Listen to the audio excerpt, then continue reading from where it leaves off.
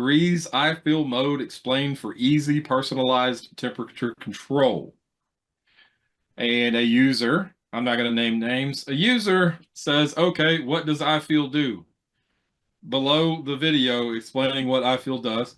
And then a commenter said, practically nothing, it is a fake function. Okay, well, first off, it absolutely does. The video goes on to explain exactly what that does and how it can be used and how it can solve some issues that you might have. But I guess the simplest explanation is that it effectively takes the sensor reading, a temperature reading at the remote itself, and then applies an offset to the temperature reading. It says, okay, your remote is 72 degrees, and then says, hey, unit, I don't care what you're reading up there, it's 72 degrees right now. And then every 10 minutes, it flashes at the end of that remote and tries to communicate with the unit. Every 10 minutes. If the unit doesn't get an updated temperature, it returns to not I feel anymore. Okay? If you press a button, any other button besides I feel, it then sends that information again. So if you make a temperature adjustment, for example, it's still in I feel mode. If you have the I feel symbol showing on the remote, it's still in I feel mode. So if you have a customer that complains that, the temperature swings and that kind of thing, just based on where the unit sits or something like that, they can use iFeel to help, lower that temperature variance, for example. I use iFeel constantly.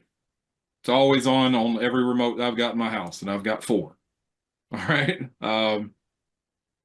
So yeah, it definitely does something. It definitely applies like an offset when you use iFeel.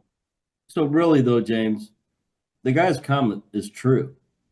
If you put it in iFeel and then you take the remote and you shove it in a drawer somewhere, iFeel basically does nothing Yeah, that's true. It did because it something can't for 10 communicate minutes. to the head. Yeah, it did something for So 10 minutes, and then you're that's right, it. for 10 minutes over, right?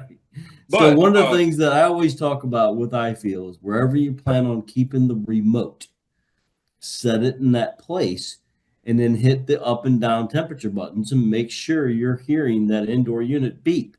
If it's not beeping, it's not communicating with it. So after that 10 minutes, like you're talking about, it's going to revert back to the ambient sensor because it can no longer read the remote. The thing has got to stay in line of sight. So wherever you plan on putting it, set it down, hang it on the wall, whatever you're doing with it, hit the up and down button, make sure the thing's beeping, and that way you know the remote is in high feel and it is able to talk to the indoor head. Thanks for getting involved.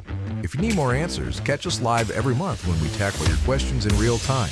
Head over to greecomfort.com/GREE-training where you can register for the next Talking Comfort Live.